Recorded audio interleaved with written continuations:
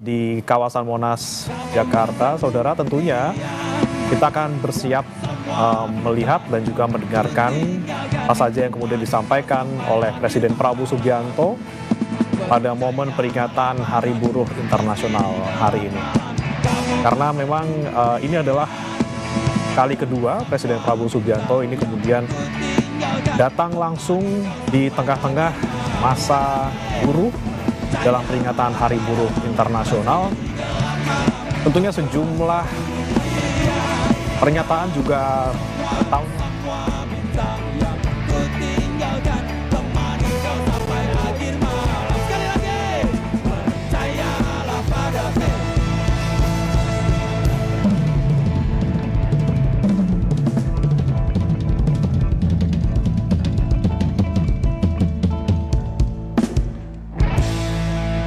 Kami ucapkan selamat datang kepada Presiden Republik Indonesia, Bapak Prabowo Subianto. Baik, inilah momen yang dinanti-nantikan. Bapak Presiden Republik Indonesia sudah bersama dengan kita. Dan saat ini tentunya kita semua sedang berbahagia di mana acara pada pagi hari ini adalah Hari Buruh Internasional 1 Mei 2026. Buruh sejahtera, Indonesia kuat. Sekali lagi, mana tepuk tangannya?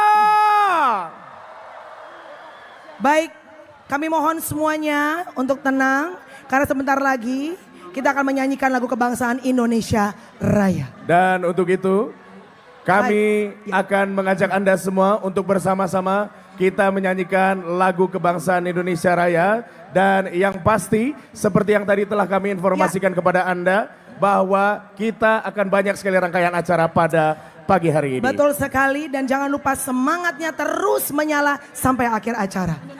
Menyanyikan lagu kebangsaan Indonesia Raya.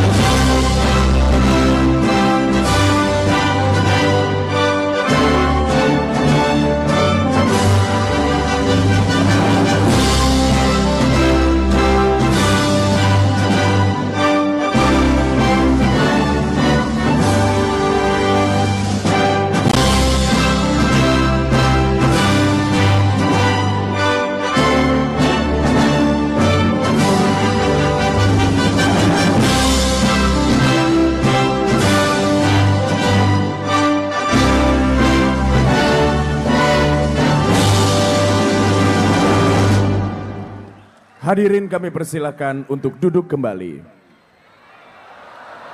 Sekali lagi kami ucapkan selamat Hari Buruh Internasional 1 Mei 2026. Buruh sejahtera, Indonesia kuat. Yang terhormat Presiden Republik Indonesia, Bapak Prabowo Subianto. Dan tentunya yang kami hormati para ketua lembaga negara, para Menteri Kabinet Merah Putih, para pimpinan Konfederasi Serikat Buruh dan Pekerja Indonesia, serta segenap pekerja dan seluruh buruh se-Indonesia. Kita berikan sekali lagi dong semangat, mana tepuk tangannya? Baik.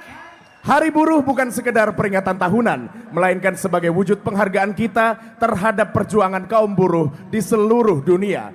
Hari ini juga menjadi momentum penting untuk merefleksikan perjuangan, dedikasi dan kontribusi para pekerja dalam membangun bangsa. Semangat solidaritas, keadilan dan kesejahteraan menjadi landasan utama yang terus kita gaungkan bersama. Semoga seluruh rangkaian acara kita pada hari ini dapat berjalan dengan lancar, aman dan penuh dengan keberkahan. Dan untuk mengawali acara, marilah kita berdoa bersama. Kami persilakan kepada Ustadz Ahmad Nur SAG untuk memimpin doa.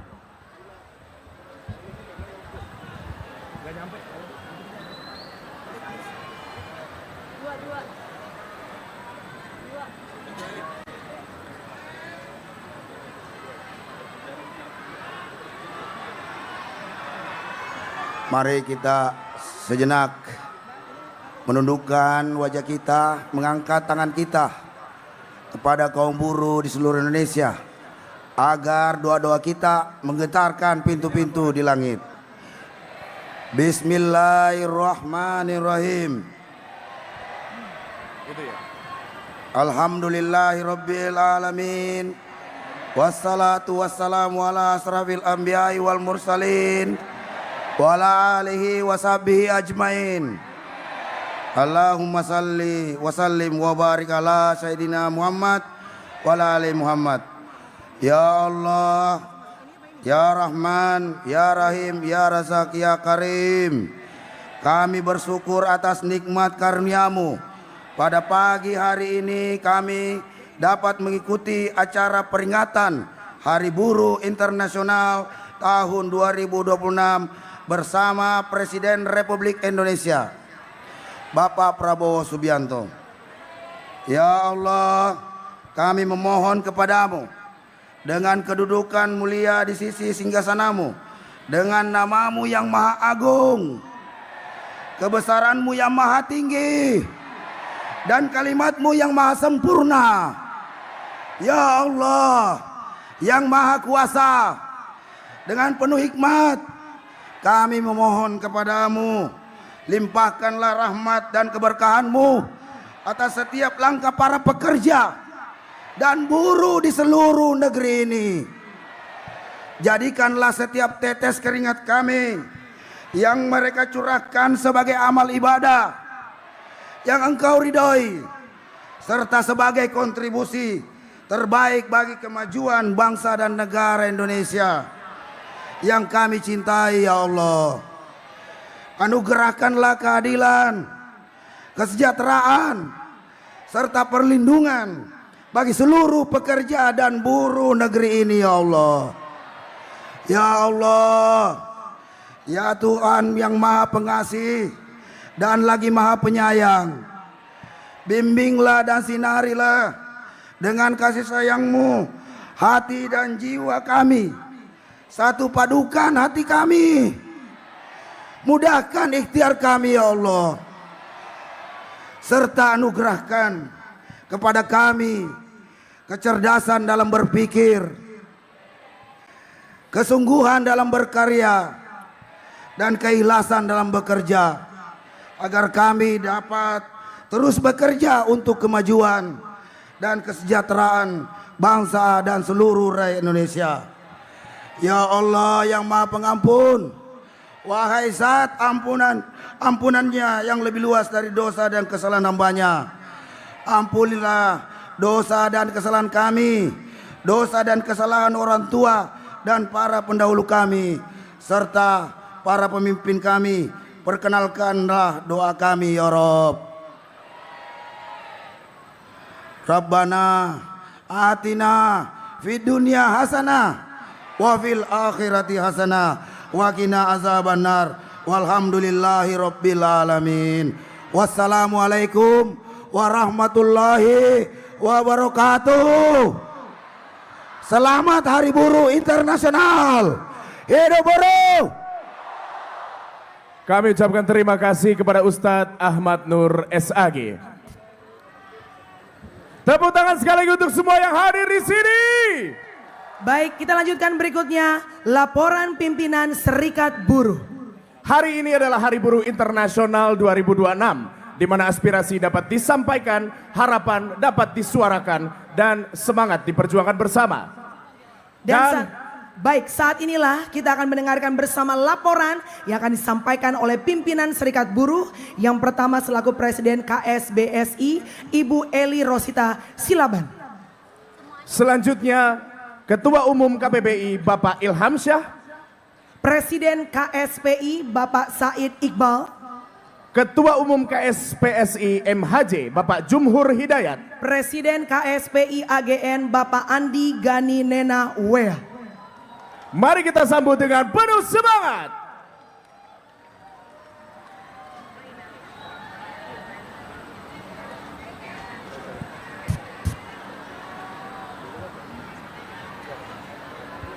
Assalamualaikum warahmatullahi wabarakatuh. Selamat pagi Pak Presiden. Hidup buruh! Hidup buruh! Hidup Presiden Republik Indonesia Bapak Prabowo. Terima kasih Pak. Kami sudah membagi apa saja yang kami sampaikan kepada Bapak. Pertama, terima kasih sudah 2 kali berturut-turut Bapak bersama buruh. Artinya Bapak melihat buruh ini sebagai kaum yang perlu diperjuangkan dan Bapak mencintai kami. Ini Pak adalah presiden ketiga di seluruh dunia. Pertama Venezuela, kedua Bolivia, ketiga Indonesia yang mau merayakan hari buruh dengan buruh. Tepuk tangan untuk kita semua. Pak, tadi malam saya bermimpi Bapak itu menandatangani sebuah konvensi. Konvensi itu sepertinya 188. Kami tidak tidur. Kemungkinan ini nih mimpi saya akan menjadi kenyataan hari ini. Saya berharap Bapak akan menandatangani Konvensi 188 tentang perikanan. Kedua Pak, Undang-Undang Ketenagakerjaan, kami percaya bahwa Bapak akan melihat kami sebagai kaum yang sangat membutuhkan tentang peraturan kontrak pengupahan dan outsourcing, itu akan segera disahkan. Yang ketiga Bapak, mewakili suara perempuan, gender. Walaupun gender tidak laki-laki dan perempuan, tapi kita semua tentang Konvensi 190 kekerasan di tempat kerja. Saya mohon Bapak harus memiliki statement. Sekarang 54 negara di seluruh dunia telah meratifikasi setelah menjadi konvensi tahun 2019. Saya berharap tahun ini Bapak setuju untuk meratifikasi dan kita adalah negara yang ke-55. Tolong diperhatikan ojol Pak peraturannya. Tolong diperhatikan juga tentang K3. Hanya itu yang bisa saya sampaikan kepada Bapak. Semoga Bapak selalu sehat dan saya berharap setiap tahun selama kepemimpinan Bapak harus bersama-sama dengan kami. Demikian, wassalamualaikum warahmatullahi wabarakatuh. Satu lagi yang tinggal Pak, Desk Ketenagakerjaan. Kami merasa itu juga sangat membantu kami. Terima kasih kepada Bapak Kapolri, terima kasih kepada semua Bapak Menteri dan Kabinet Merah Putih. Demikian, wassalamualaikum warahmatullahi wabarakatuh. Hidup buruh! Hidup pemerintah Indonesia! Hidup pengusaha. Selamat pagi Pak. Selamat Hari Buruh buat semua kawan-kawan buruh yang ada pada hari ini. Saya sekian belas kali merayakan May Day. Biasa kita berteriak di pinggir-pinggir atau di balik tembok istana atau DPR. Hari ini kami bisa menyampaikan secara langsung kepada Presiden apa yang menjadi aspirasi kami. Saya menyampaikan ada 3 hal Pak. Pertama, bagi pekerja-pekerja muda yang baru menikah, setelah dia berkeluarga dan punya anak, mereka dihadapkan kepada pilihan yang pahit. Pilihan pertama, anaknya harus dititip di neneknya di kampung, atau salah satu di antara mereka harus keluar dari tempat kerja untuk menjaga anak. Kami berharap negara hadir untuk membuat daycare di tempat-tempat kawasan-kawasan industri, di pemukiman-pemukiman buruh, agar anak-anak buruh bisa hidup layak, agar anak-anak buruh bisa tumbuh kembang dengan baik. Negara harus hadir untuk menciptakan manusia-manusia yang lebih baik ke depan dari balita, sehingga anak-anak buruh mendapatkan jaminan kesehatan dan jaminan pengasuhan yang baik. Yang kedua Pak, kami buruh yang tinggal biasanya di tempat-tempat yang sempit. Setiap hari kemacetan selalu ada. Kami mendukung program pengadaan rumah yang sedang dilakukan oleh pemerintah dan kami sangat berharap program perumahan yang akan dibangun oleh negara adalah program perumahan yang terintegrasi dengan kawasan-kawasan industri sehingga buruh apabila mau bekerja tidak perlu lagi naik motor. Kita bisa mengurangi hemat BBM, kita bisa mengurangi kemacetan, kita bisa mengurangi stres akibat kemacetan di jalan.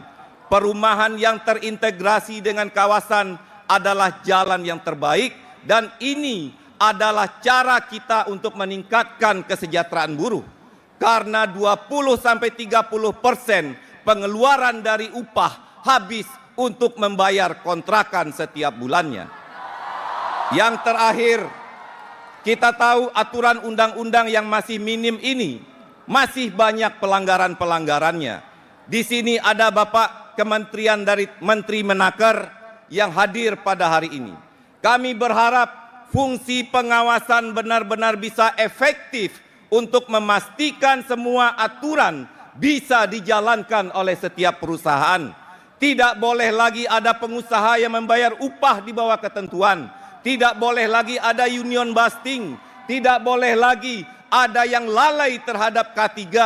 Tidak boleh lagi hubungan kerja yang liberal sehingga fungsi pengawasan tenaga kerja menjadi hal yang utama dan menjadi ujung tombak untuk menegakkan konstitusi agar buruh bisa mendapatkan keadilan.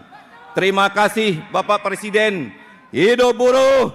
Hidup buruh! Terima kasih. Assalamualaikum warahmatullahi wabarakatuh.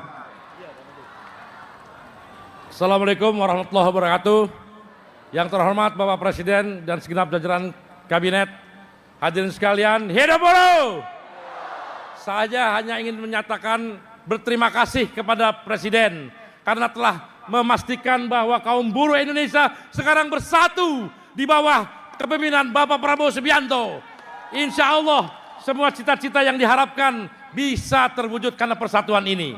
Kami juga berterima kasih Bapak Prabowo telah meminta aparat Bapak dan juga orang-orang dekat Bapak untuk bisa menyatukan kami semua. Profesor Sufi Dasko Ahmad, Bapak Kapolri, Pak Menaker, Pak Mensesnek, semua kami sehari-hari bersatu bersama dan akhirnya terjadilah persatuan ini. Terima kasih negara, terima kasih Presiden. Hidup buruh! Hidup buruh! Merdeka! Assalamualaikum warahmatullahi wabarakatuh. Bismillahirrahmanirrahim. Assalamualaikum warahmatullahi wabarakatuh. Shalom, Om Swastiastu, nama budaya, salam kebajikan, sesuai salam agama dan keyakinan kita masing-masing. Bapak Presiden Prabowo Subianto yang kami cintai, seluruh jajaran Menteri Kabinet dan tamu undangan. Izinkan pertama-tama tentu kami mengucapkan terima kasih pada Bapak Presiden dan juga pimpinan DPR, wabil khusus Pak Sufmi Dasko yang telah mengesahkan Undang-Undang Perlindungan Pekerja Rumah Tangga. 22 tahun undang-undang itu sudah diperjuangkan dan di masa kepemimpinan Bapak Presiden sudah disahkan atas nama pekerja rumah tangga di seluruh Indonesia, di seluruh penjuru negeri. Kami mengucapkan terima kasih. Yang kedua, tentu juga kita mengucapkan terima kasih pada Bapak dalam kebijakan-kebijakan Bapak yang pro kepada rakyat, MBG, sekolah rakyat, perumahan, dan juga program-program rakyat lainnya yang telah memberikan nilai tambah buat kaum buruh dan rakyat. Bapak Sufmi Dasko Ahmad dan Pak Kapolri, kami juga terima kasih atas dibentuknya Desk Ketenagakerjaan. Bapak Presiden yang kami hormati, kami membawa 11 isu yang mungkin bisa menjadi aspirasi. Yang pertama adalah sahkan RUU Ketenagakerjaan. 2 tahun waktu yang tinggal sedikit lagi, 5 bulan lagi. Mudah-mudahan waktu yang cukup. Biasanya Undang-Undang Ketenagakerjaan tarikan ideologisnya terlalu kuat. Dan bahkan bisa 3 kali presiden undang-undang itu tidak disahkan. Dan karena itu kami memohon dengan segala hormat melalui May Day ini, mudah-mudahan di May Day tahun depan Undang-Undang Ketenagakerjaan sudah disahkan dan melindungi kaum buruh di seluruh Indonesia. Yang kedua, kami menyebutnya kostum, hapus outsourcing, tolak upah murah. Baru-baru ini sudah dikeluarkan Permenaker tentang masalah tentang outsourcing, tapi kami pelajari masih jauh dari harapan. Tentu kita akan duduk bersama lagi dengan pemerintah untuk memastikan perlindungan kepada buruh-buruh outsourcing atau pekerja alih daya tidak lagi semena-mena. Dan yang ketiga, kami meminta, perang telah mengancam PHK Bapak di depan mata.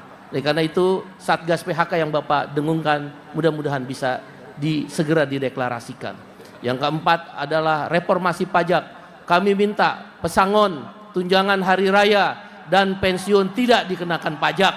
Karena pesangon adalah pertahanan terakhir kaum buruh. THR juga tidak dikenakan pajak.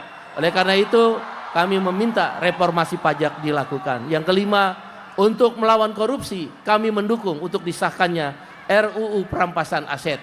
Yang keenam, kami meminta potongan ojol 10% bukan 20%. Dan kami sudah tahu Bapak pro kepada kawan-kawan ojol untuk tarif ojol 10% bukan 20%. Yang ketujuh, kami meminta untuk dilindungi industri TPT dan nikel, dan juga serta yang kedelapan, moratorium terhadap industri semen yang sudah oversupply Bapak. Sekarang PHK di industri semen, nikel, dan industri TPT itu mendapat ancaman PHK dalam 3 bulan ke depan. Mereka menyampaikan itu. Yang kesembilan, kami ingin menyampaikan mewakili kawan-kawan guru dan tenaga honorer paruh waktu, tolong diangkat menjadi ASN karena mereka gajinya hanya 300.000. Yang kesembilan dan yang ke-10, kami meminta revisi terhadap Undang-Undang Nomor 2 Tahun 2004. Dan yang terakhir, kami mengharapkan apa yang menjadi perjuangan yang lalu bisa diselesaikan di tahun ini. Kami mendukung Bapak Presiden Prabowo. Ayo saya teriak, kami buruh Indonesia. Anda mendukung, dukung Prabowo, Prabowo, Prabowo. 1, 2, 3. Kami buruh Indonesia. Kami buruh Indonesia. Hidup buruh. Terima kasih. Wassalamualaikum warahmatullahi wabarakatuh. Salam, Om Santi Santi Santi Om. Terima kasih. Assalamualaikum warahmatullahi wabarakatuh. Pak Presiden yang kami hormati, seluruh jajaran petinggi negeri ini, sebagai Ketua Panitia May Day, Pak, saya sangat terharu, Pak Prabowo. Sejak Maret, Pak Prabowo menciptakan desain kaos May Day, payung untuk buruh. Tepuk tangan buat Presiden yang sangat luar biasa. Bapak, kami pastikan gerakan buruh Indonesia akan setia menjaga Bapak.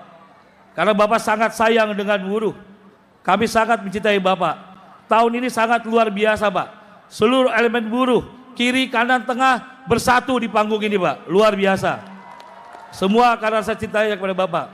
Terima kasih saya sampaikan kepada Pak Kapolri. Untuk Deks tenaga kerja yang perhatian sangat luar biasa. Bang Dasko, Mensesnek, Menaker, dan juga Gubernur DKI yang menyiapkan semua hal membantu kita semua. Yang pertama, Pak, kami minta beasiswa pendidikan untuk aktivis buruh, Pak. LPDP begitu besar.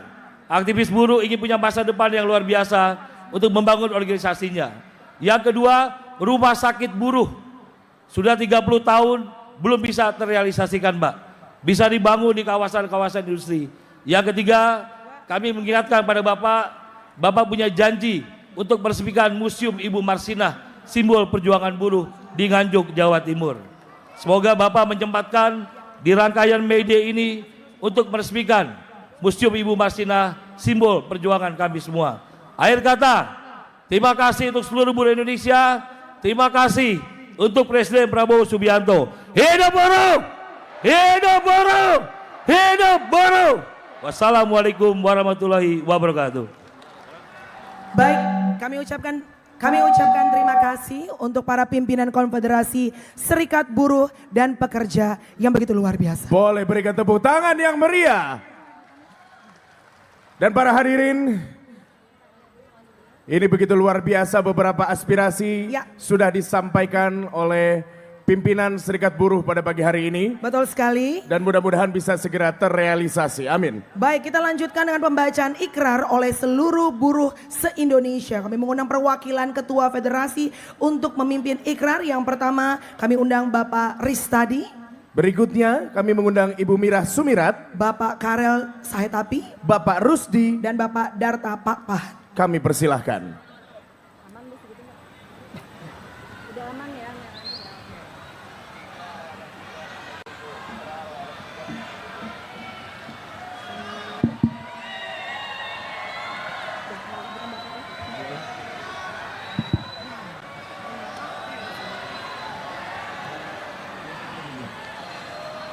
Bismillahirrahmanirrahim.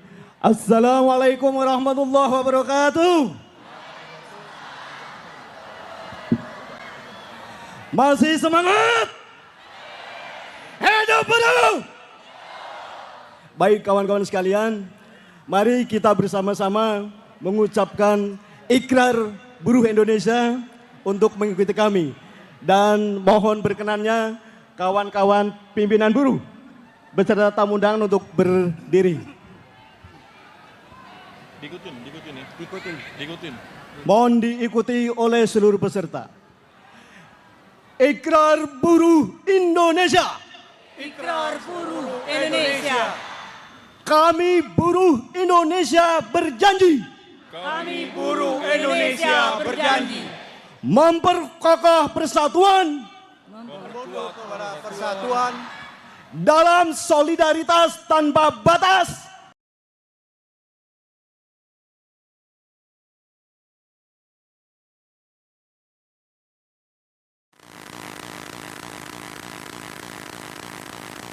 Indonesia tahun 1945 Dan Undang-Undang Dasar Republik Indonesia tahun 1945.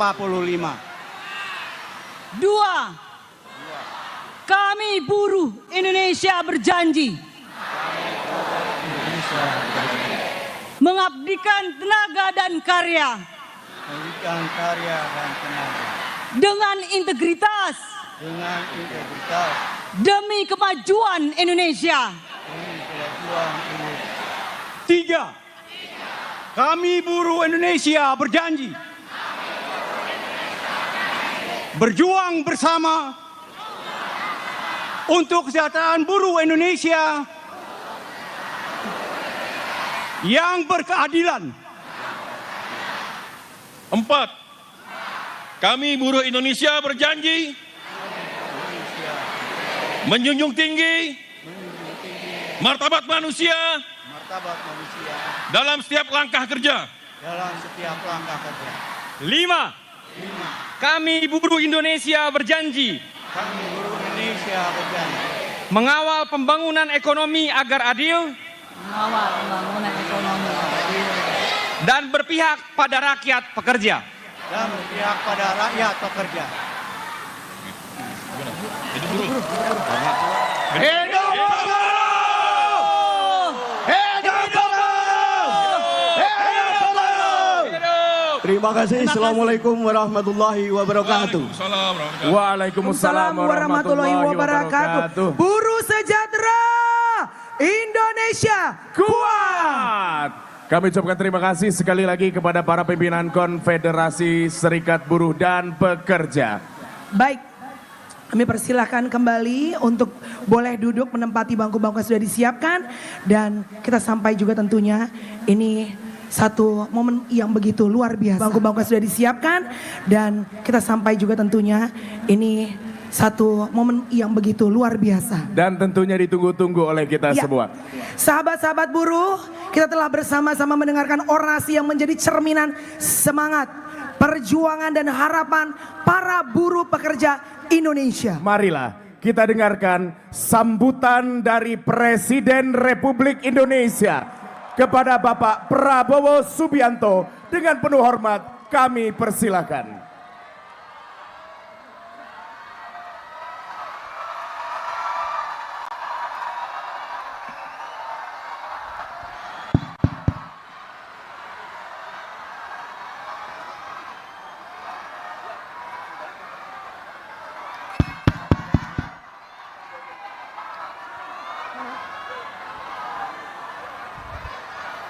Bismillahirrahmanirrahim. Assalamualaikum warahmatullahi wabarakatuh. Selamat pagi. Salam sejahtera bagi kita sekalian.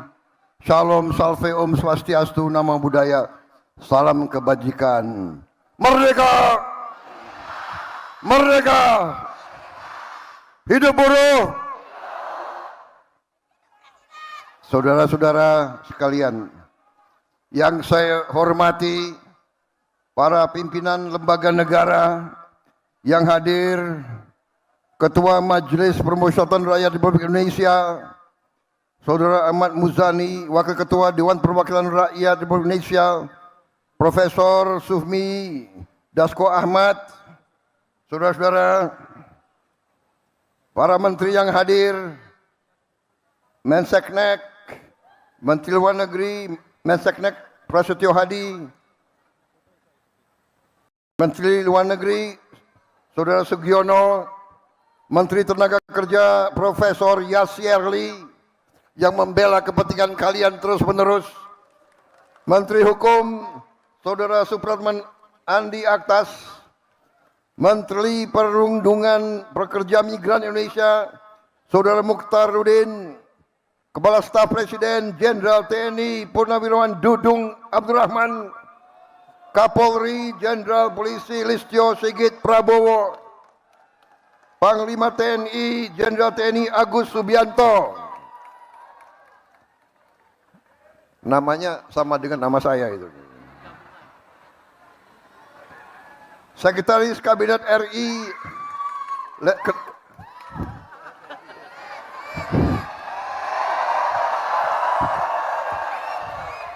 belum saya sebut nama kalian sudah teriak. Yang teriak emak-emak semuanya. Gue presidennya, bukan dia, gue presidennya.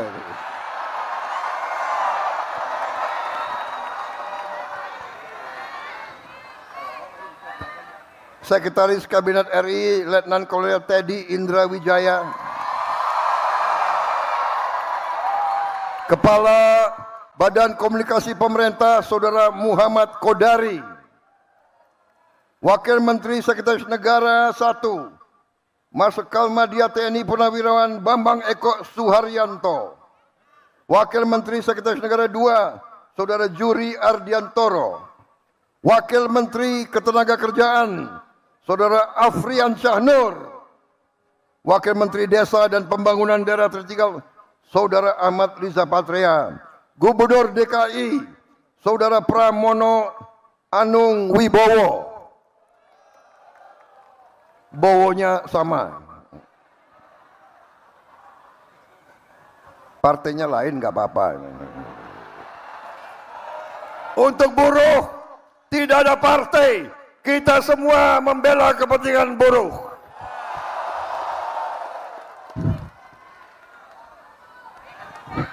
Para pimpinan Konfederasi Serikat Pekerja, Ketua Umum Konfederasi Serikat Pekerja seluruh Indonesia, yang juga menjabat Menteri Lingkungan Hidup, Saudara Muhammad Jumhur Hidayat, Presiden Konfederasi Serikat Pekerja seluruh Indonesia, Saudara Andi Gani Nenawea, Presiden Konfederasi Serikat Pekerja Indonesia, Saudara Said Iqbal, Presiden Konfederasi Serikat Buruh seluruh Indonesia, Saudari Eli Rosita Silaban, Ketua Umum Konfederasi Persatuan Buruh Indonesia, Saudara Ilham Syah. Saudara-saudara sekalian, ada juga yang hadir Direktur Utama BPJS Kesehatan dan BPJS Ketenagakerjaan. Hadir juga pimpinan Kadin, Apindo, HIPMI, dan pimpinan perusahaan BUMN dan swasta lainnya. Nanti di absen. Yang tidak hadir, daftarnya kasih saya. Bagaimana? Setuju?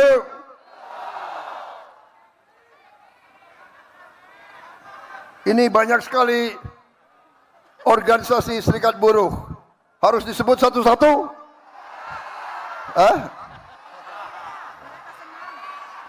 Saudara-saudara, saya mengajak saudara-saudara, marilah kita bersyukur kehadirat Tuhan Maha Besar, Allah Subhanahu wa Ta'ala.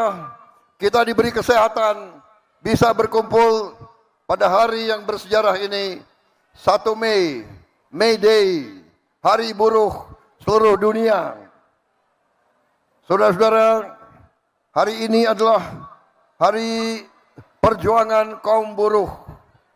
Saudara-saudara, saya ucapan terima kasih atas undangan kepada saya untuk hadir hari ini bersama saudara-saudara sekalian. Ini kehormatan bagi saya. Terima kasih. Saya merasa bahwa kaum buruh selalu mendukung saya sekian kali, dan saya merasa jadi presiden karena dukungan kaum buruh, kaum tani, kaum nelayan, kaum pekerja seluruh Indonesia. Dan saya bertekad, saya bersumpah untuk berjuang untuk kepentingan seluruh rakyat Indonesia, dan terutama mereka-mereka yang hidupnya masih sulit. Itu adalah tugas saya, itu adalah tugas pemerintah yang saya pimpin, dan itu adalah tekad kami. Kami tidak akan gentar, kami tidak akan menyerah, kami tidak akan ragu-ragu untuk membela kepentingan rakyat Indonesia. Saudara-saudara sekalian, saya kira dalam 1 tahun ini, saudara-saudara bisa menilai kebijakan-kebijakan yang diambil oleh pemerintah yang saya pimpin adalah kebijakan-kebijakan yang membela seluruh rakyat Indonesia, terutama kaum buruh. Saudara-saudara, kita telah mengangkat Ibu Marsinah sebagai pahlawan nasional. Dan bulan ini juga saya akan berangkat ke Desa Nglundo, Nganjuk, Jawa Timur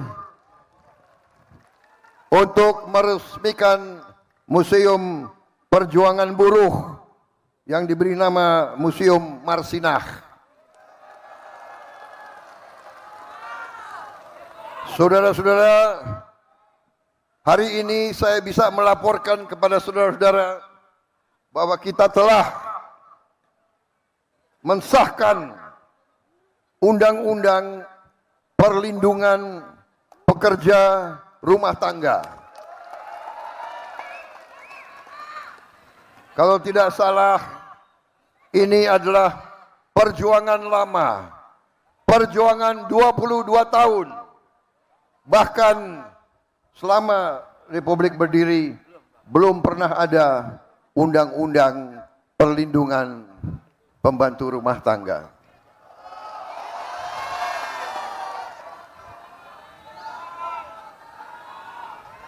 Undang-undang perlindungan pekerja rumah tangga belum pernah ada. Selama ini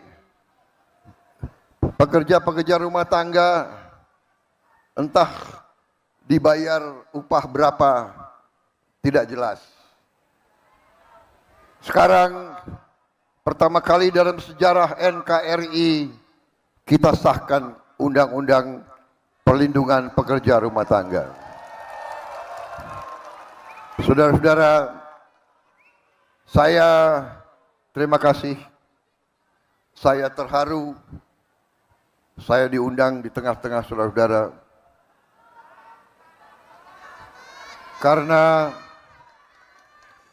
Karena saya menyadari, saya merasakan, dan saya menghormati perjuangan saudara-saudara.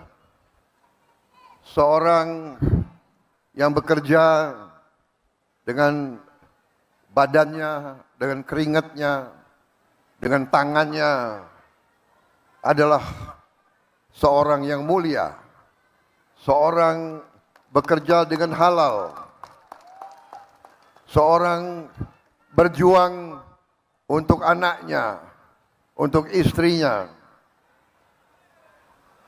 Tiap hari seorang yang bekerja dengan jujur. Pengalaman saya, para pekerja, para petani, para nelayan, justru yang hidupnya susah, mereka adalah orang-orang yang jujur, orang-orang yang ikhlas. Yang saya sedih, orang semakin tinggi pangkat, banyak yang semakin nggak jelas.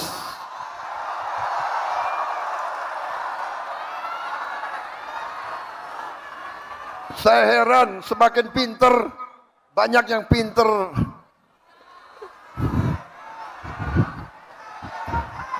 maling.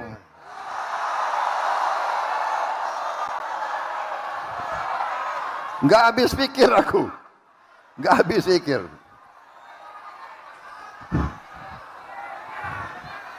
Saudara-saudara,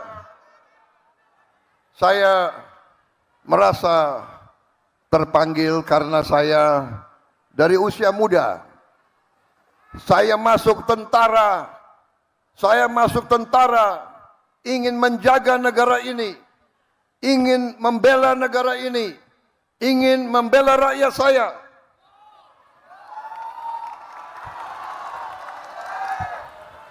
Tapi saya kaget begitu saya pensiun, saya lihat kok rakyat saya masih banyak yang susah.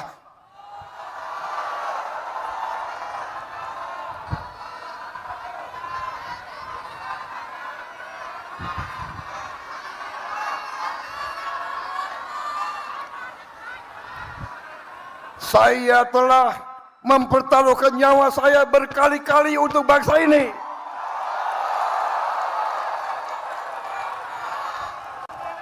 Tapi saya melihat banyak elit-elit yang curi uang rakyat.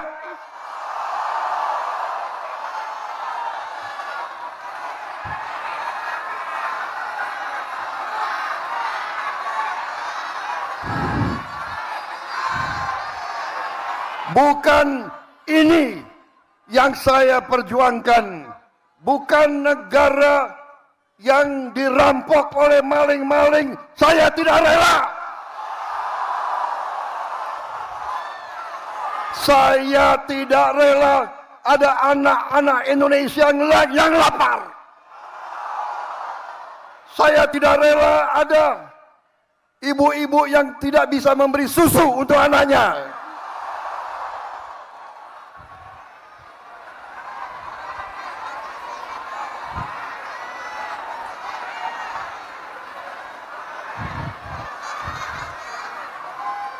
Saya tidak rela pejabat-pejabat pemerintah yang diberi kepercayaan oleh rakyat justru bekerja sama dengan pengusaha-pengusaha brengsek.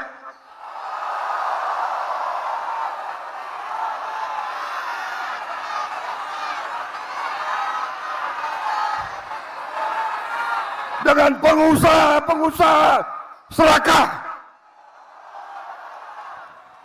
Saudara-saudara, tapi saya mengajak kita dewasa. Tidak semua pengusaha serakah. Banyak yang bekerja dengan baik. Banyak kita butuh mereka supaya ekonomi hidup. Jangan kita benci sama orang kaya. Tapi kalau kayanya ngerampok,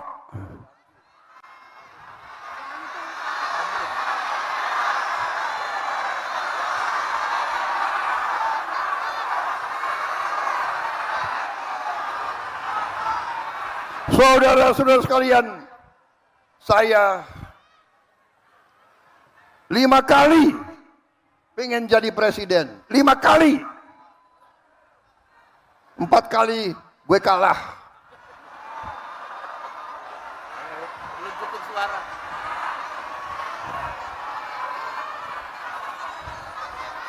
Tapi saya merasa buruh tani dan nelayan selalu bersama saya, saudara-saudara. Hanya kita tahu kadang-kadang mereka lah banyak akal, tapi gak apa-apa. Akhirnya saudara memberi mandat kepada saya, dan percayalah, saya akan memberi segalanya untuk membela rakyat saya.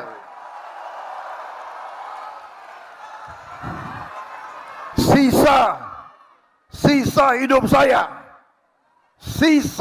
saya adalah untuk rakyat saya, saudara-saudara sekalian. Anda tanya semua menteri saya memberi instruksi, saudara-saudara para menteri, kalau ambil kebijakan, kalau menyusun kebijakan, berpikir, bertanya, apakah ini menguntungkan rakyat kecil atau tidak?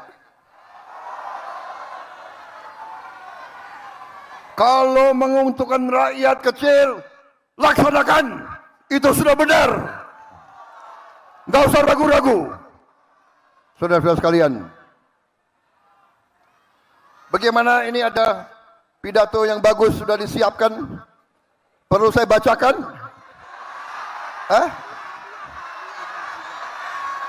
Ini udah bagus ini.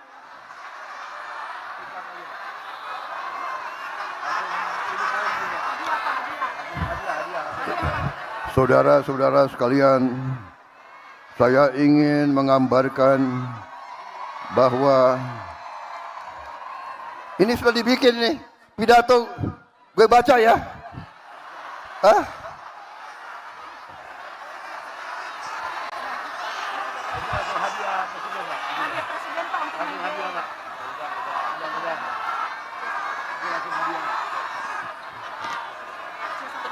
Saudara-saudara sekalian,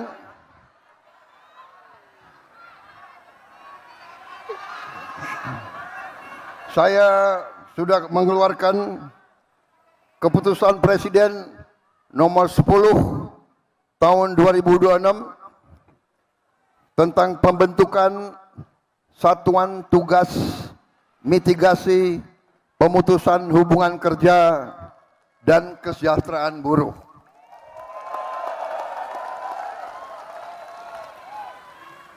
Jangan khawatir, kita akan membela kepentingan buruh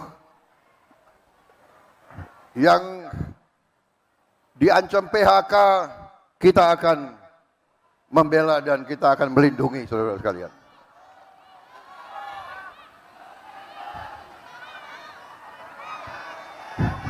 Kalau ada pengusaha yang menyerah, jangan khawatir, negara kita kuat. Negara kita akan mengambil alih. Negara kita akan membela rakyat Indonesia. Jangan khawatir.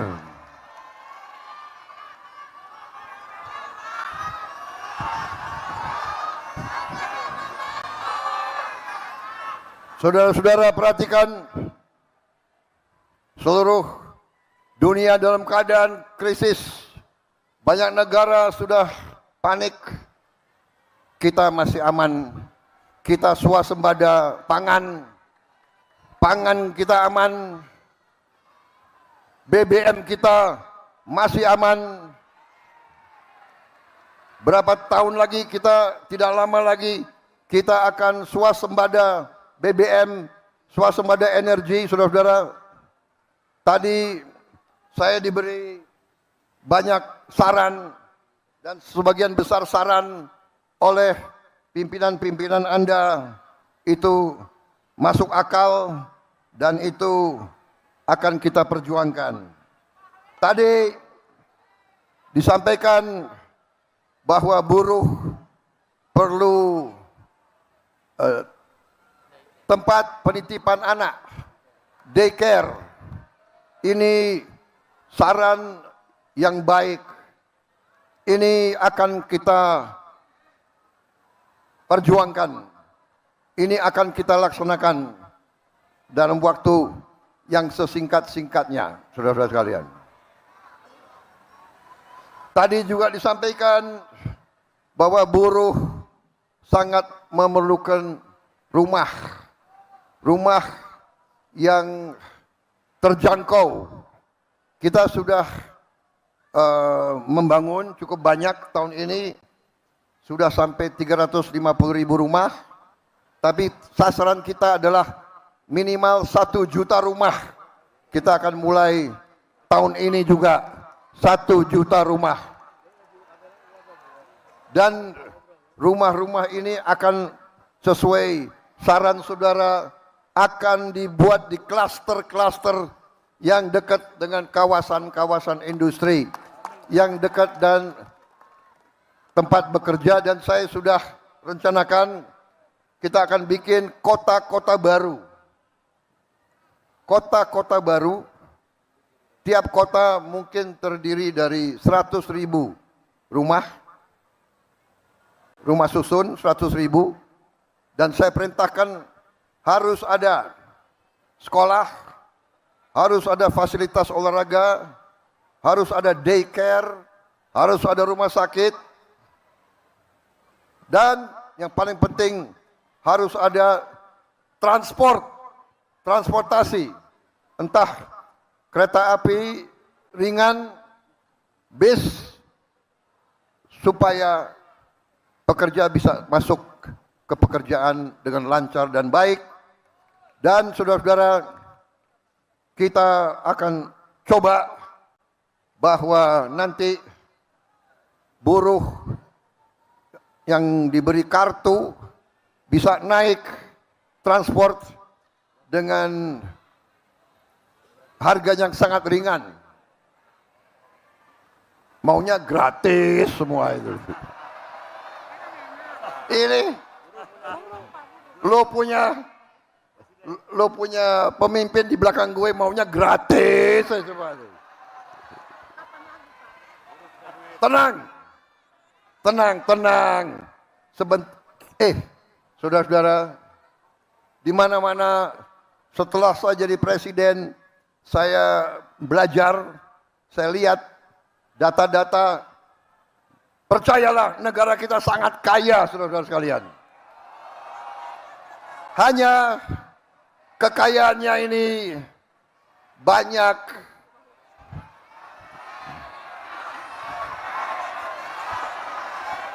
dicolong.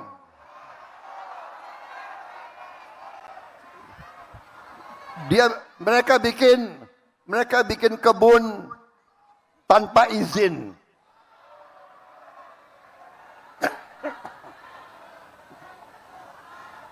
Banyak bikin tambang tanpa izin. Aku sudah ambil alih itu semua, saudara-saudara sekalian. Sampai hari ini sudah hampir 5 juta hektar yang kita kuasai kembali ke rakyat. Perhitungan saya, sampai akhir 2026 kita akan kuasai kembali sampai 8 juta hektar. Dan kita sudah tutup ribuan tambang ilegal, ribuan. Dan ini kita akan kelola, dan ini nanti akan kita kuasai semua, dan itu nanti untuk kemakmuran seluruh rakyat Indonesia. Saudara-saudara, tadi kalian mengatakan penghasilan kalian 30% untuk kontrak. Berapa?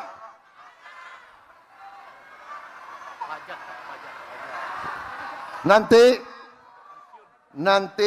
kita akan yakinkan saudara nanti akan miliki rumah tersebut. Jadi yang tadi 30% untuk kontrak kita kurangi, itu adalah untuk kau cicil rumahmu sendiri. Cicilnya kalau bisa 20 tahun, kalau nggak bisa 20 tahun, 25 tahun,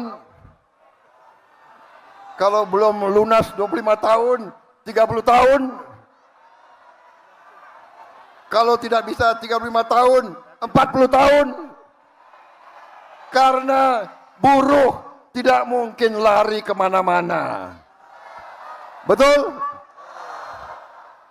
Petani dan nelayan gak mungkin lari kemana-mana. Saudara-saudara sekalian, selama ini rakyat kecil kalau pinjam uang, bunganya luar biasa, gilanya. Betul? Orang kecil pinjam uang, bunganya bisa 70% setahun. Betul? Saya sudah perintahkan bank-bank milik Republik Indonesia, sebentar lagi kita akan kucurkan kredit untuk rakyat maksimal 5% satu tahun.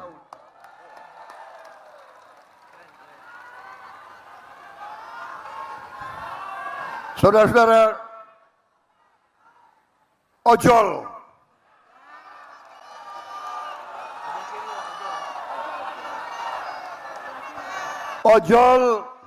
kerja keras, ojol mempertaruhkan jiwanya tiap hari. Ojol aplikator perusahaan minta disetor 20%.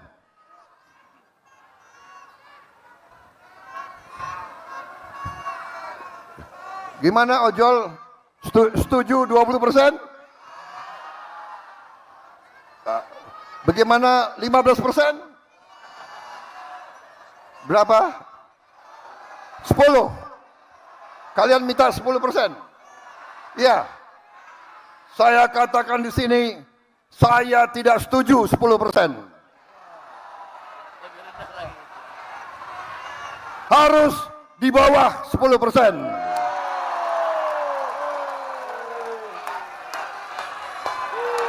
Enak aja. Lo yang keringat, dia yang dapat duit. Sorry aja.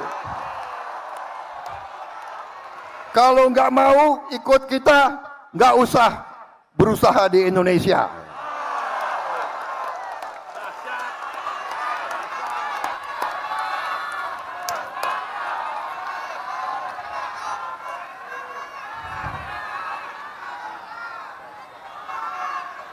Bagaimana? Sudah cukup? Sudah bosan? Masa nggak bosan dengar pidato?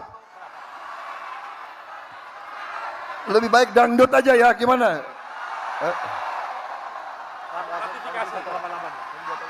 Ini perikanan udah Pak, udah disiapkan. Hadiah tadi ini. Tinggal baca aja. Ya, selesai. Saudara-saudara sekalian, ada satu lagi hadiah untuk buruh. Saya juga baru saja tanda tangan peraturan Presiden nomor 25 tahun 2026 tentang ratifikasi konvensi International Labour Organization nomor 188 untuk memastikan perlindungan dan kesejahteraan bagi awak kapal perikanan. Dan kita tahun ini akan meresmikan 1.386 kampung nelayan. Pertama kali dalam sejarah Republik Indonesia nelayan diurus. Tahun depan kita akan buka 1.500 kampung nelayan. Tahun depannya lagi 1.500. Tahun depannya lagi 1.500. Semuanya nanti kurang lebih ada 6 juta nelayan yang akan kita perbaiki hidupnya. Dengan anak dan istri 20 juta lebih rakyat Indonesia hidupnya akan lebih baik, hidupnya akan sejahtera. Yang selama ini mereka susah, mereka melaut tanpa es, sekarang kita bikin pabrik es di tiap kampung nelayan. Kita juga akan bantu kapal-kapal untuk mereka. Saudara-saudara sekalian, kita juga mengatur, saya juga telah tanda tangan peraturan Presiden nomor 27 tahun 2026 tentang perlindungan pekerja transportasi online. Yang tadi saya bicara, harus diberi jaminan kecelakaan kerja, akan diberikan BPJS kesehatan, asuransi kesehatan. Juga tadi pembagian pendapatan dari 80% untuk pengemudi sekarang menjadi minimal 92% untuk pengemudi. Kita juga telah menaikkan upah minimum, kita tambah rumah bersubsidi untuk buruh, kita beri bonus hari raya untuk pengemudi dan kurir, kita melunasi, kita memperluas kesempatan kerja untuk pekerja disabilitas. Kita memberi 50% diskon iuran jaminan kecelakaan kerja dan jaminan kematian bagi pekerja bukan penerima upah. Saudara-saudara sekalian, saya juga telah memberi instruksi kepada Menteri Tenaga Kerja dan Menteri Hukum untuk segera nanti bersama DPR RI selesaikan rancangan undang-undang ketenagakerjaan. Kalau bisa tahun ini juga harus selesai. Dan undang-undang itu harus berpihak kepada kaum buruh. Saudara-saudara sekalian, kita berharap undang-undang kita selalu akan menjamin keadilan untuk seluruh rakyat Indonesia. Saudara-saudara, kita juga memberi perlindungan sosial yang sangat besar. Tahun ini kita memberi perlindungan untuk rakyat yang berpenghasilan rendah, ya, sebesar 500 triliun. Saudara-saudara, kita juga memberi MBG, makan bergizi gratis.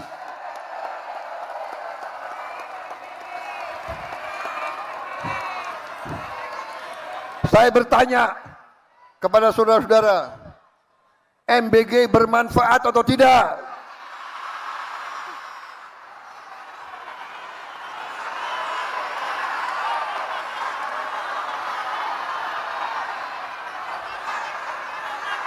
MBG itu sangat penting untuk anak-anak kita.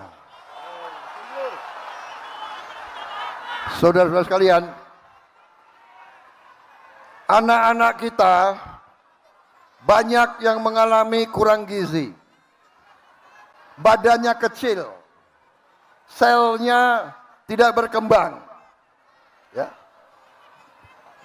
Dengan MBG, ekonomi kita hidup di mana-mana, saudara-saudara sekalian. Ya, rakyat butuh telur, rakyat butuh daging, rakyat butuh sayur, susu, ikan, ekonomi kita hidup, petani-petani kita dapat penghasilan, saudara-saudara sekalian. Uang ini semua beredar, Indonesia tambah kuat, Indonesia tambah sejahtera, saudara-saudara sekalian. Kita juga, saya perintahkan tadi, sudah saya umumkan, kita akan membangun 1 juta rumah. Dan kita akan berjuang, segera kita bangun 1 juta rumah ini. Ini juga nanti akan menghasilkan pekerjaan yang banyak. Bayangkan, 1 rumah membutuhkan 5 orang bekerja. Berarti tiap tahun mungkin kita bisa menciptakan jutaan lapangan kerja. Saudara-saudara sekalian, saya kira cukup sekian dari saya. Selamat berjuang, selamat bekerja. Hidup buruh, hidup rakyat. Wassalamualaikum warahmatullahi wabarakatuh. Salam sejahtera bagi kita sekalian. Shalom, salve, om, santi, santi, santi, om. Namo Buddhaya, salam kebajikan. Rahayu, rahayu. Merdeka! Hidup buruh! Hidup buruh! Terima kasih. Terima kasih Republik Indonesia. Mas Fitra, selamat pagi. Selamat pagi, Kang Yan. Apa kabar? Dan juga hidup buruh. Kita semua buruh ini. Oke, kita semua buruh dan masih bekerja ya hingga saat ini, Mas Fitra. Dan nanti juga kita sapa ada Henny Siregar, Ketua DPW Wilayah 4 Serikat Pekerja Pos Indonesia. Tampaknya kita masih menunggu Mbak Henny nanti untuk bergabung bersama kita. Saya ke Mas Fitra. Mas Fitra, tadi kita mendengar pidato dari Presiden Prabowo Subianto yang memang merespons tuntutan dari para buruh yang telah disampaikan sebelumnya. Kalau Anda tadi menyimak beberapa poin yang disampaikan oleh Presiden, termasuk kita bedah satu-satu ya, termasuk salah satunya terkait dengan ojek daring lah misalkan begitu. Sebelumnya ada tuntutan dari buruh terkait dengan pembagian dari aplikator yang sebesar 20% dan juga pengendara sebesar 80%. Ini dijanjikan oleh Presiden menjadi 92% kalau tadi tidak salah untuk pengendara dan juga 8% untuk aplikator. Kalau Anda melihat ini nantinya akan seperti apa? Mekanismenya akan seperti apa? Dan akan berapa lama ini bisa direalisasikan? Ya, Kang Yan. Jadi kita melihat bahwa biar bagaimanapun ya, mitra pengemudi ini menjadi salah satu penopang ekonomi kita di masa kini ya. Bagaimana sekarang kita tidak bisa berpergian atau kita tidak bisa melihat kehidupan ya tanpa mitra pengemudi ini. Mau jasa delivery, mau jasa mengangkut kita ya dari satu titik ke titik yang lain ya. Jadi di tengah situasi yang mobile dan agile seperti ini, maka konteks mitra pengemudi ini menjadi semakin krusial. Dan karena saking krusialnya, maka ganjaran atas ke tingkat urgensi dan juga tingkat produktivitas ya di tengah ekonomi yang semakin agile ini, maka kita juga perlu memberikan semacam benefit yang pantas gitu ya untuk para mitra pengemudi tersebut. Dalam hal ini Presiden memperhatikan ya aspirasi para mitra pengemudi. Bahkan semenjak tahun lalu sebenarnya sudah ada beberapa inisiasi ya dari pemerintah ya. Salah satunya adalah juga memperbesar cakupan ya bantuan atau dalam hal ini pajak ditanggung pemerintah untuk pekerja-pekerja yang gajinya di bawah 10 juta rupiah. Sebelumnya fokus untuk yang industri padat karya, tetapi pemerintah juga melihat bagaimana pekerja di sektor industri kreatif, ya salah satunya mitra pengemudi ini, juga perlu mendapatkan perhatian khusus yang selama ini sepertinya tidak termasuk dalam rencana-rencana ya pemerintah. Nah, mulai dari tahun lalu sudah dibuat ya bahwa teman-teman mitra pengemudi ini juga menjadi bagian penting dan bahkan menjadi salah satu pelumas ekonomi di masa kini. Nah, ini itu satu ya dalam konteks stimulus pemerintah. Yang lain juga tadi sudah diumumkan dan sebenarnya sudah merupakan bagian dari paket stimulus pemerintah di tahun lalu. Ada jaminan keselamatan kerja ya dan jaminan kematian yang selama ini teman-teman terutama mitra pengemudi ini belum mendapatkan perhatian, dan mulai dari tahun lalu sudah dibuat package-nya dalam konteks stimulus fiskal bahwa ada subsidi untuk teman-teman mitra pengemudi ini 50% subsidi iuran dan bisa bertambah lagi ya sesuai dengan keadaan anggaran. Tapi apa yang tadi disampaikan oleh Presiden juga yang paling penting adalah yang sesuai dengan permintaan teman-teman mitra pengemudi ya, yaitu terjadi semacam benefit yang lebih besar buat mereka secara langsung. Selama ini 80-20 pemotongannya, dan tadi Presiden sudah mengumumkan langsung ya paling banyak 10% pemotongannya, bahkan tadi sudah secara eksplisit 8% untuk pengemudi, 80% untuk aplikator, dan 92% untuk mitra pengemudi. Dan dengan demikian ada peningkatan benefit secara langsung ya, meskipun secara tidak langsung sudah diberikan ya dalam konteks penanggungan subsidi untuk jaminan keselamatan kerja dan juga untuk data pajak ditanggung pemerintah ya untuk teman-teman pengemudi ini, tapi juga secara langsungnya itu diberikan melalui benefit yang lebih tinggi, Kang Yan. Ini berarti ada pembagian yang memang perbandingannya cukup besar dibandingkan sebelum Presiden tadi memberikan pidatonya ataupun merespons tuntutan dari para buruh. Bagaimana menjembatani dengan aplikator begitu? Apa jaminannya aplikator ini akan patuh? Tentunya harus patuh karena memang ini sudah instruksi dari Presiden. Tapi jaminannya seperti apa, Mas Fitra? Ya, enforcement-nya akan dilakukan ya pemerintah di lapangan, tetapi juga tentunya pemerintah juga mau melihat ya ke prinsip kesinambungan ya, going concern dari industri ini. Dan oleh karenanya tentunya ini berlaku untuk dua pihak. Di satu sisi ada benefit yang lebih besar buat mitra pengemudi, tapi di sisi yang lain ya ada keleluasaan juga untuk penciptaan ruang-ruang ekonomi untuk industri ekonomi kreatif. Makanya pemerintah dalam hal ini juga memberikan stimulus-stimulus ya untuk industri ekonomi kreatif mulai dari tahun lalu ya, bahkan karena kita melihat ya secara konsisten pertumbuhan sektor jasa ya itu cukup signifikan dari tahun lalu ya. Jadi kalau kita lihat di kuartal 1 2025 tahun lalu di mana pertumbuhan ekonomi kita cuma 4,87%, tetapi di sektor jasa dan jasa lainnya itu tumbuh 11%. Nah, jasa lainnya akomodasi makan minuman yang juga tumbuh 8% di atas rata-rata pertumbuhan ekonomi nasional, itu sebenarnya sebuah pertanda bahwa sektor ekonomi kreatif ini adalah sektor yang perlu didorong. Nah, oleh karenanya pemerintah juga melalui kementerian-kementerian terkait ya, baik itu kementerian yang langsung bicara mengenai ekonomi kreatif dan juga pariwisata, ini mempush dan memberikan fasilitasi sehingga ruang-ruang ekonomi untuk industri ini berkembang semakin besar. Sehingga pada akhirnya meskipun benefit yang diberikan kepada pekerja ini besar dan artinya apa? Artinya mengurangi margin keuntungan dari pengusaha dalam hal ini aplikator. Tapi di sisi yang lain ketika ruang ekonominya terbuka, marketnya terbuka, sales yang lebih besar, maka ini suatu hal yang bisa mengkompensasi ya ke sustainability atau constraint sustainability dari industri ini begitu, Mas ya. Berarti sektor informal ini mulai diperhatikan ya, karena sebelumnya merasa dianaktirikan begitu, dan sekarang di tahun ini mulai concern begitu dengan pelindungan terhadap para pekerja di sektor informal. Saya sapa Heni Siregar, Ketua DPW Wilayah 4 Serikat Pekerja Pos Indonesia. Bu Heni, selamat pagi. Ya, selamat pagi. Selamat Hari Buruh Internasional. Selamat Hari Buruh Internasional. Bu Heni, tadi sudah mendengarkan respons dan juga pidato dari Presiden Prabowo Subianto. Apakah Anda dari perwakilan Serikat Pekerja Pos Indonesia ini sudah merasa puas dengan apa yang diungkapkan ataupun respons dari Presiden?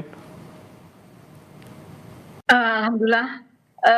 Sekarang Presiden kita itu berpihak kepada buruh, dan tentunya ada harapan besar untuk para buruh ketika hak-hak mereka selama ini belum diperhatikan oleh pemberi kerja, dengan harapan pemerintah bisa memperhatikan dan mewujudkan dalam bentuk peraturan pemerintah dan undang-undang.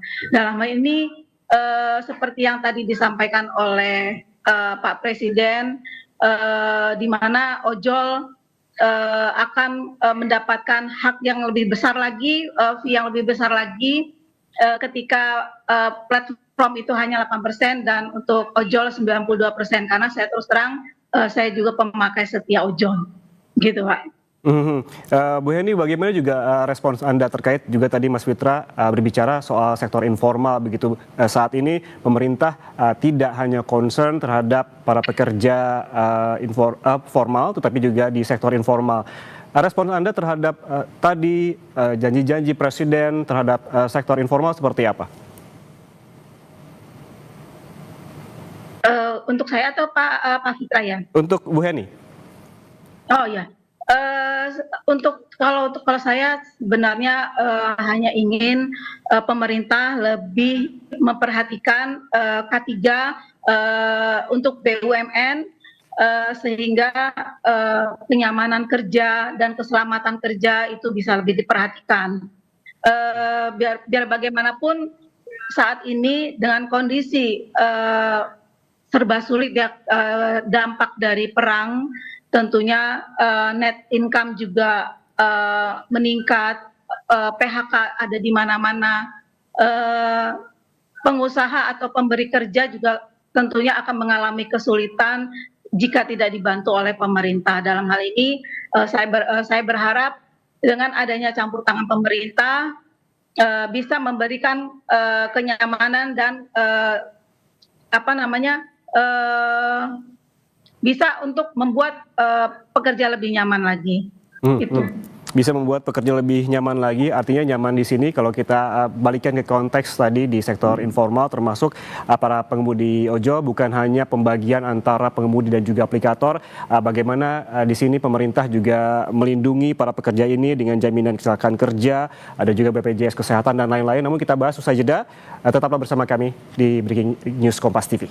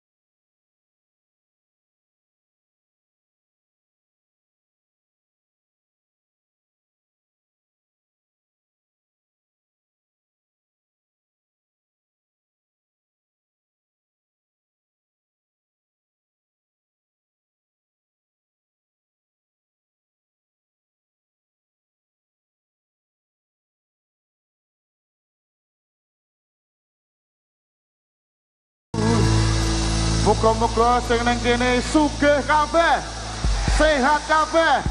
Sawaya Bapak 05. Amin.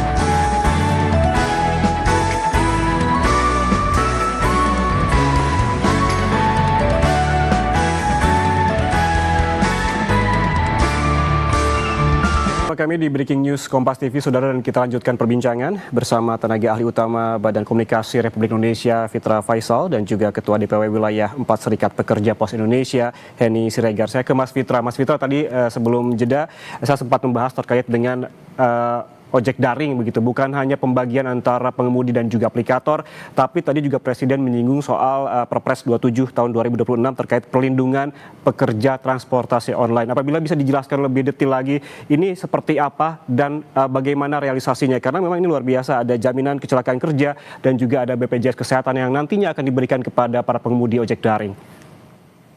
Ya, jadi mulai dari tahun lalu, Kang Yan, ya, sebenarnya ini sudah merupakan bagian dari roadmap pemerintah, ya.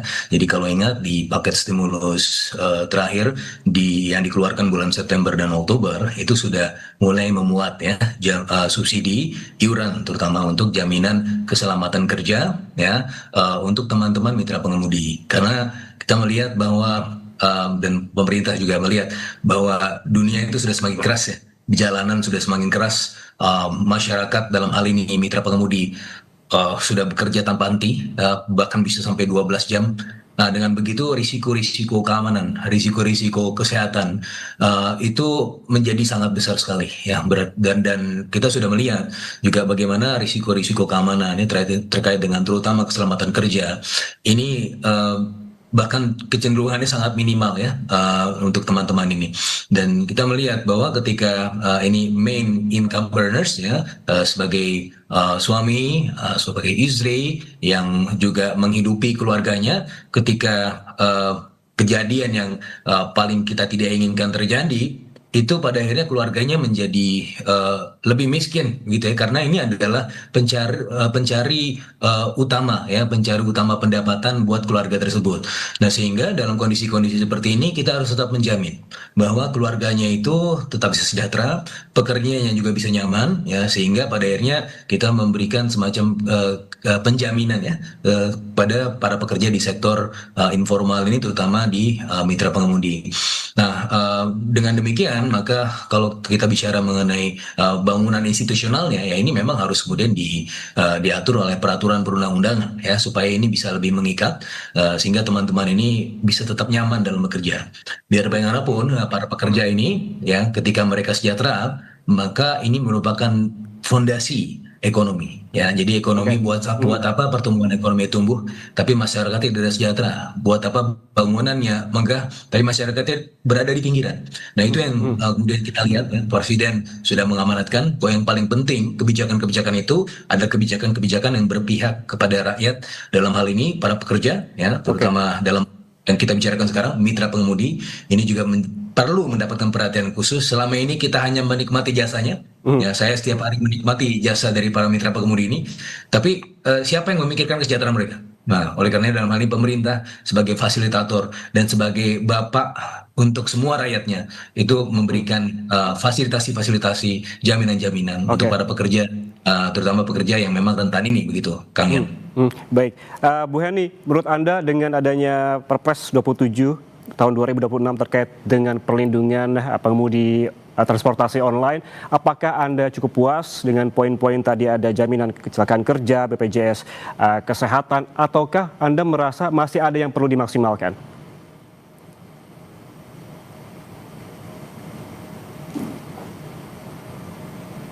Bu Henny, bisa dibesarkan ataupun dibuka mute-nya? Ya, saya sangat puas dengan apa yang tadi disampaikan oleh Pak Presiden, dan tentunya sangat berharap agar segera direalisasikan dengan segera, agar jaminan kesehatan, jaminan keselamatan kerja bagi para ojol itu bisa segera ditindaklanjuti. Tentunya seperti yang tadi disampaikan juga oleh Pak Fitra, dengan segera direalisasikan tentunya kesejahteraan bagi ojol itu sendiri maupun keluarganya juga akan tercipta, seperti itu, Pak. Oke, baik. Kita bergeser dari poin lainnya, begitu yang juga disinggung oleh Presiden Prabowo Subianto dalam pidatonya, yaitu terkait dengan Satgas PHK. Mas Fitra, memang tidak di-mention secara detail bagaimana nantinya Satgas PHK ini bekerja. Namun apabila bisa dijelaskan secara sederhana, akan seperti apa Satgas PHK ini bekerja dan perlindungan seperti apa yang nantinya akan diberikan kepada para pekerja terkait dengan pemutusan hubungan kerja? Iya, Satgas ini dibuat karena memang ada ketidaksempurnaan di lapangan ya. Ketika semuanya sempurna, maka tidak perlu Satgas. Dalam hal ini Satgas diperlukan sebagai satuan khusus ya, untuk kemudian melakukan debottlenecking dalam konteks PHK atau pencegahan PHK. Yang paling penting adalah ya pekerjaannya tidak di PHK. Nah, itu adalah di utmost priority. Prioritas utamanya supaya pekerja-pekerja itu tetap bekerja. Nah, itu adalah tugas utama Satgas PHK. Tetapi jika memang situasi sangat buruk gitu sehingga pada akhirnya terpaksa harus ada PHK, maka kalau kita bicara misalnya jaminan kehilangan pekerjaan, itu memang sudah ada. Tetapi implementasi di lapangan, banyak sekali teman-teman kita yang di PHK, tetapi tidak segera mendapatkan jaminan kehilangan pekerjaannya. Perlu berbulan-bulan, ya bahkan tidak dibayarkan, ya sudah lama tidak dibayarkan, tidak hanya bulanan, bahkan sudah bisa tahunan begitu. Mereka sulit sekali mengklaim ini. Dan ini Satgas ini tujuannya adalah untuk mempercepat itu, begitu Mas. Fitra, maaf saya potong, boleh tahan dulu. Kita lihat ada situasi terkini di Makassar, begitu kita pantau bersama peringatan Hari Buruh di Makassar, Sulawesi Selatan bersama jurnalis Kompas TV Linda Wirawan dan juru kamera Nila Rustam. Linda, bisa disampaikan kepada pemirsa Kompas TV bagaimana situasi terkini peringatan Hari Buruh di Makassar saat ini?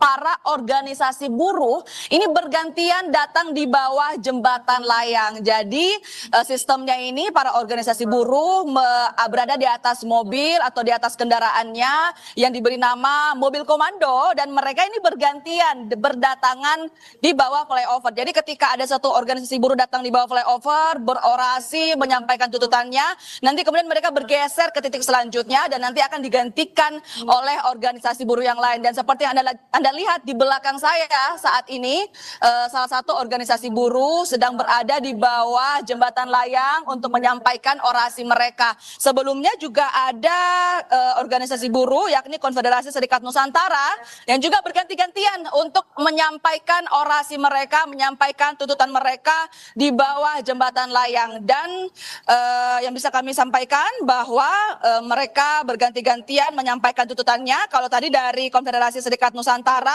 mereka mungkin ada di bawah jembatan layang kurang lebih pukul 10 pagi waktu Indonesia Tengah, dan mereka juga membagi-bagikan selebaran yang berisikan baik itu sejarah, latar belakang Hari Buruh, dan yang paling penting adalah tuntutan mereka yang ingin mereka sampaikan hari ini. Yang pertama yaitu mensahkan Undang-Undang Pokok Ketenagakerjaan yang baru melalui proses demokratis dan berkeadilan. Ini yang selalu mereka sampaikan berulang-ulang dan menjadi tuntutan utama mereka pada hari ini. Selanjutnya yaitu menetapkan regulasi pekerja transportasi online seperti jaminan sosial dan juga hak berserikat. Yang lainnya juga ada mensahkan Undang-Undang Masyarakat Adat dan pengakuan serta perlindungan hak berserikat, nasionalisasi aset strategis tolak intervensi asing, kesetaraan gender untuk para buruh, dan juga upah layak dan mengontrol harga kebutuhan pokok. Ada pengamanan juga yang dilakukan di sekitar jembatan layang, baik itu dari tentara dan juga kepolisian untuk mengamankan aksi unjuk rasa yang berlangsung hari ini memperingati Hari Buruh. Dan kalau Anda lihat memang untuk jalur lalu lintas sendiri juga ikut dialihkan menyesuaikan dengan kondisi di bawah jembatan layang. Kalau misalnya sedang ada organisasi buruh yang berunjuk rasa di bawah jembatan layang, maka untuk kendaraan ini akan dialihkan. Namun kalau sedang lengang, sedang kosong, ini akan kembali seperti biasa. Jadi menyesuaikan dengan kondisi ada di bawah jembatan layang, Ian dan juga saudara, karena kadang sepi, kadang juga ada organisasi yang berunjuk rasa seperti itu. Kembali ke Anda, Ian. Baik, terima kasih jurnalis Kompas TV Linda Wirawan dan juga juru kamera Nila Rustam yang melaporkan langsung dari Makassar, Sulawesi Selatan, di mana menggambarkan begitu, menjelaskan terkait kondisi terkini peringatan Hari Buruh yang saat ini juga digelar di Makassar, Sulawesi Selatan. Terima kasih sekali lagi Linda atas laporan langsung Anda. Selamat bertugas kembali. Dan saudara, kita lanjutkan perbincangan kembali. Tadi saya ke Mas Fitra terkait dengan Satgas PHK, bagaimana nanti bekerja, realisasinya seperti apa, pelindungan real seperti apa yang akan diterima oleh pekerja. Silakan dilanjutkan Mas Fitra. Iya, jadi sebagaimana yang saya sampaikan tadi, bahwa yang pertama adalah Satgas PHK ini di utmost priority-nya adalah untuk mencegah pekerjaan itu di PHK. Nah, itu adalah prioritas utama. Tetapi kalau memang keadaannya tidak memungkinkan, ya memang bisa jadi terjadi PHK, maka yang paling penting juga berikutnya, bagaimana jaminan kehilangan pekerjaan itu bisa dibayarkan tepat waktu, tidak berlarut-larut. Karena aspirasi dari teman-teman buruh yang kehilangan pekerjaannya ya di tahun-tahun yang lalu ya, tahun 2025 itu banyak sekali mismatch ya, ketika sudah di PHK tapi uangnya tidak segera dibayarkan ya. Mismatch ini dua hal. Yang pertama ada efek kesejahteraannya, yang kedua ada efek datanya, sehingga dalam hal ini pemerintah, Kementerian Tenaga Kerja itu tidak mampu untuk kemudian mendatai dengan baik, karena kan apa yang didata, apa yang tersedia dengan klaim dari kehilangan pekerjaan tersebut. Tapi itu ada mismatch dan tidak sinkron antara data, dan juga pada akhirnya berujung pada kesejahteraan buruh yang kehilangan pekerjaannya itu tidak mendapatkan haknya secara langsung. Nah, ini yang kemudian dituntaskan ya, dan tentunya ada detail-detail lain, tapi tujuan utamanya adalah itu. Dan Satgas ini juga melibatkan multi stakeholders yang ada unsur buruhnya, ada unsur pemerintah, dan bisa jadi ada unsur akademisi, ini masih dibicarakan ya. Dalam hal ini ya